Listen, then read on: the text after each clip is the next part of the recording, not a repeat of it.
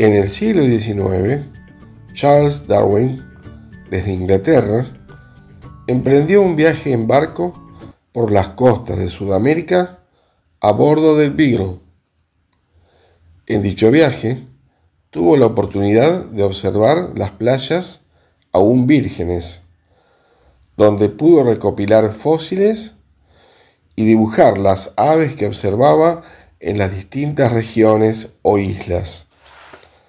Así fue armando prolijos catálogos, en los que observó que las especies, a través de los años, e incluso en distintos hábitats, no conservaban su forma inicial, sino que a través del tiempo, por alguna razón, iban cambiando. Estos cambios que observó en las formas corpóreas de plantas, moluscos, aves y otros animales a través del tiempo, le dieron a Darwin la oportunidad de introducir en la biología y en el mundo el concepto de evolución. ¿Y qué es entonces la evolución biológica? Hoy podemos definirla como los cambios que sufren los individuos de cualquier especie a raíz de estímulos externos que les presenta el ambiente y que los obliga a un cambio para sobrevivir. Al ocurrir cambios externos o ambientales, como por ejemplo en el clima o inundaciones o sequías, los seres vivos sufren las consecuencias directa o indirectamente, y estos cambios externos actuarán como un estímulo para determinar la evolución de los individuos, que según la ciencia hoy en día puede darse de dos maneras. 1, por selección natural, según Darwin, y 2, por transformismo, según Lamarck.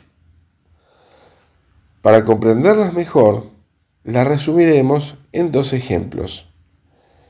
Comencemos nuestro estudio con la observación de un fenómeno en la naturaleza y el correspondiente interrogante a saber: ¿por qué las jirafas tienen el cuello tan largo?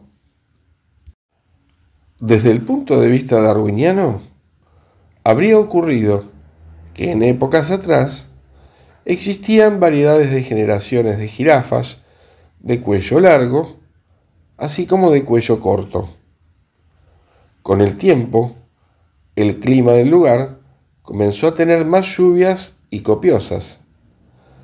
Esto hacía que los arbustos de los cuales ellas se alimentaban fueran creciendo cada vez más, hasta convertirse en árboles. Llegado un momento, solo las jirafas de cuello largo pudieron alcanzar las hojas y sobrevivieron, mientras que las de cuello corto a poco se extinguieron. De esa manera, en las generaciones siguientes, solo había ya jirafas de cuello largo como en la actualidad. Según Darwin, la naturaleza, al presentar ciertos cambios ambientales, seleccionó a los individuos que continuarían las formas corpóreas adquiridas, transmitiéndoselas a la descendencia, determinando así cuáles serían las nuevas formas corpóreas que marcarían los cambios evolutivos en las especies. Y ahora veremos cuáles serían los mecanismos de la evolución de las especies por transformismo según Lamarck. Supongamos tratar de encontrar respuestas a la misma pregunta sobre cómo llegaron a tener las jirafas su cuello tan largo y alimentarse de las hojas de algunos árboles. La teoría de Lamarck supondría generaciones pasadas de jirafas todas de cuello corto, ya que se alimentaban de arbustos. Al ir cambiando el clima en la región e ir aumentando progresivamente las lluvias, los arbustos, a medida que iban creciendo, le iban exigiendo a las jirafas hacer un esfuerzo voluntario para estirar su cuello y poder alcanzar su alimento. A medida que iban logrando desarrollar el largo de su cuello, esta nueva forma corpórea o carácter adquirido iba pasando a la descendencia, y los hijos, a su vez, lograban estirarlo un poco más, pues los arbustos seguían creciendo. Y así, generación tras generación, con el aporte individual de cada una, se fueron logrando las generaciones de jirafas con cuellos largos actuales. Los cambios en las formas de los cuerpos de todas las especies son innegables y han venido ocurriendo a través de los siglos, demostrando que se cumple la ley universal de la evolución. Pero, ¿cómo es que un carácter evolutivo adquirido en vida por un individuo logra pasar a las generaciones siguientes? Este ha sido un misterio para la ciencia desde Lamarck y Darwin, que a pesar de los enormes avances de la genética, sobre todo en las últimas décadas, aún no ha sido resuelto. Si miramos un ejemplo vivo de caracteres adquiridos, vemos que un físico-culturista con esfuerzo personal modifica en forma y fuerza gran parte de sus músculos si se lo propone durante la vida. Con los años, el físico-culturista habrá modificado la forma de su cuerpo. ¿Pero qué sucede si ahora tiene hijos? Pues ellos nacerían con sus músculos normales y no heredarían ese carácter adquirido por su progenie. Entonces, ¿cómo se explica que las especies biológicas evolucionen gracias a los rasgos evolutivos que vayan adquiriendo de sus ancestros de generación en generación? Si buscamos más profundamente que en el ADN, hallaremos la respuesta en el plano cuántico, más allá de la materia, donde todo es energía y donde el profesor Severio realizaba las observaciones de cada fenómeno energético que visualizaba. Y en sus descubrimientos hallamos la respuesta a estos fenómenos de la evolución, que la ciencia de la biología, la antropología y la paleontología aún no han descifrado. ¿Qué factor hace que los caracteres adquiridos o cambios en las formas corpóreas que adquirieron los seres de una población se transmitan a las siguientes? Si el ejemplo del fisicoculturista nos demuestra lo contrario, pues el secreto está en el plano cuántico, y Severio lo encontró.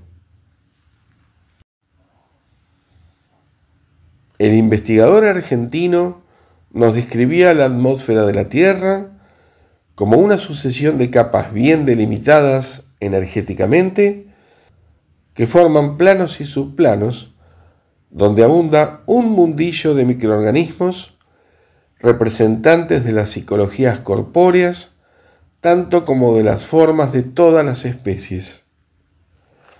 Dichos microorganismos provienen de la descomposición de los cuerpos y cada especie pertenece a un plano atmosférico.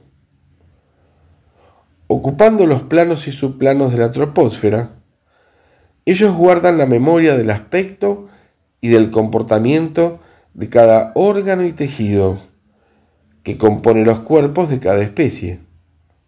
Es decir, que todos los cambios que los individuos lograron para adaptarse, producidos con su propio esfuerzo y empeño, han quedado grabados o registrados en sus microorganismos corpóreos. Ellos son la prueba o el registro de todo el aporte evolutivo que le haya podido dar el individuo. Los microorganismos corpóreos son el último peldaño en la escala de elementos energéticos que forman la psicología de la biología de los seres vivos sobre la Tierra. Es decir, que conectan con las células biológicas energéticas para regir el funcionamiento de las células biológicas, tejidos y órganos. Y estos cambios de codificaciones en los microorganismos se realizan cuando a voluntad el individuo cambia su comportamiento biológico.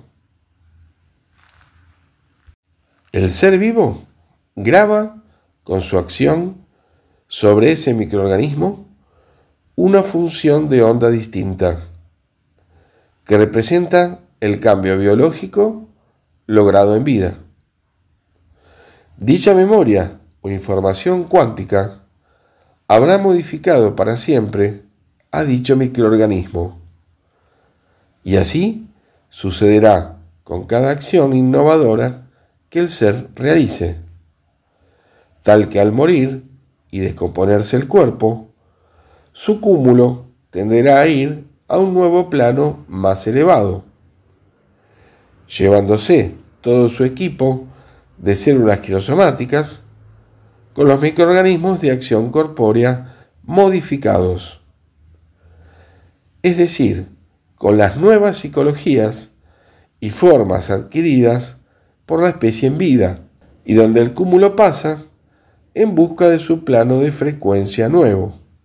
Al ascender por los subplanos pertenecientes a la vibración de las bandas de esos microorganismos, los va dejando allí, devolviéndolos a la naturaleza y pagando su deuda con la misma, ya que les ha entregado una cuota más de evolución. Vemos así cómo se realiza el aporte evolutivo de los seres al planeta y cuáles son los elementos energéticos que graban las nuevas codificaciones en forma de memoria cuántica para quedar en la atmósfera en espera de nuevos cúmulos que bajen a encarnar y los tomen para continuar su evolución en los individuos de las siguientes generaciones de esa misma especie. El plano atmosférico es la matrix que va atesorando el historial evolutivo de la especie. Los microorganismos y células quirosomáticas que tomen los cúmulos de allí traerán un comportamiento biológico y darán una forma corpórea, pero su memoria cuántica será modificada dentro del cuerpo, cuando se le imprima una nueva conducta adaptativa durante la vida.